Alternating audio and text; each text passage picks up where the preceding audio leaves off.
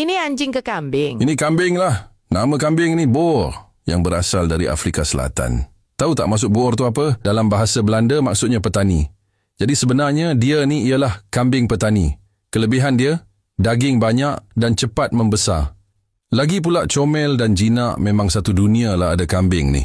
Yang ini? Okey, kalau tadi tu kambing daging terkenal satu dunia kan. Yang ini pula kambing susu nombor 1 di dunia. Berasal dari Eropah, Switzerland. Dia punya rekod satu hari boleh keluar 3 hingga 4 liter susu untuk seekor. Tapi kurang tahan dengan cuaca yang panas. Apa pun dia di antara kambing yang sangat mesra dengan orang. Yang ini? Ini pun kambing baka susu yang juga berasal dari Switzerland.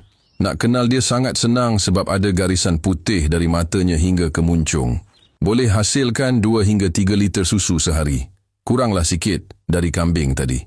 Tapi susunya lebih berkualiti untuk dibuat cheese atau yogurt. Kalau simpan rambut, auto handsome macam ni.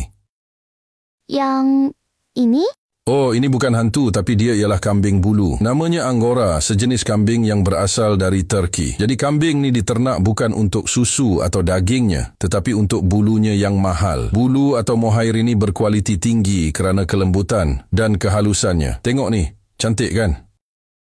Yang ini? Sebenarnya ini ialah baka kambing Jamnapari yang berasal dari India. Kadang ada penternak yang mendapat durian runtuh apabila anak Jamnapari yang dilahirkan bertelinga tersangat panjang seperti yang berlaku pada kambing Jamnapari pemuda ini. Berebut orang nak beli kambing dia ni masa tu. Kalau ikutkan telinga dia ni tak adalah panjang sangat.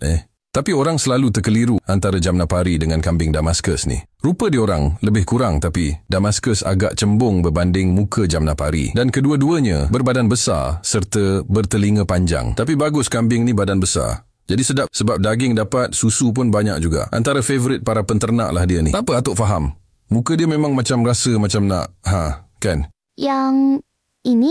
Kalau tadi telinga panjang, dia ni pula tak ada telinga. Dan inilah kambing yang viral, suka jelir-jelir lidah tu, yang berasal dari Amerika Syarikat. Sebenarnya dia ni kambing bakar susu. Banyak juga susu dia boleh buat sehari. Cuma kelemahan dia, tak berupaya untuk menahan cuaca yang panas. Dia buat orang panas adalah.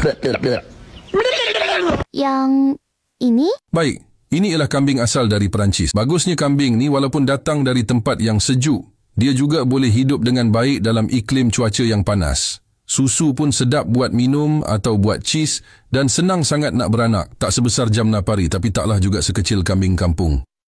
Cuma jangan tersilap beli kambing dah lah. Nama dia ni pun nak hampir sama. Rupa pun lebih kurang. Tapi dia ni kambing liar yang suka panjat gunung tu.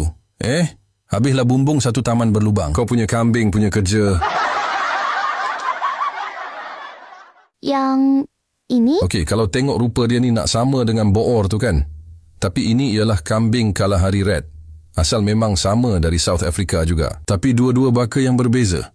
Kalau dari segi pengurusan, senang lagi lah nak jaga dia ni dari Boer tu cuma. Kalahari Red ni kecil sedikit. Yang ini? Oh, ini kambing pygmy. Kambing yang semula jadi kecil dan tak reti duduk diam. Kambing ni sebenarnya berasal dari Afrika Barat. Senang nak beranak dan orang ingat dia kambing kacuk ke apa kan? Tak, dia memang macam ni kejadiannya. Banyak lagi ni jenis kambing belum cerita. Jadi korang nak Atuk sambung lagi bakar kambing yang lain atau nak cerita pasal biri-biri pula? Atau kambing hasil dari kacukan ke? Mana-mana pun okey.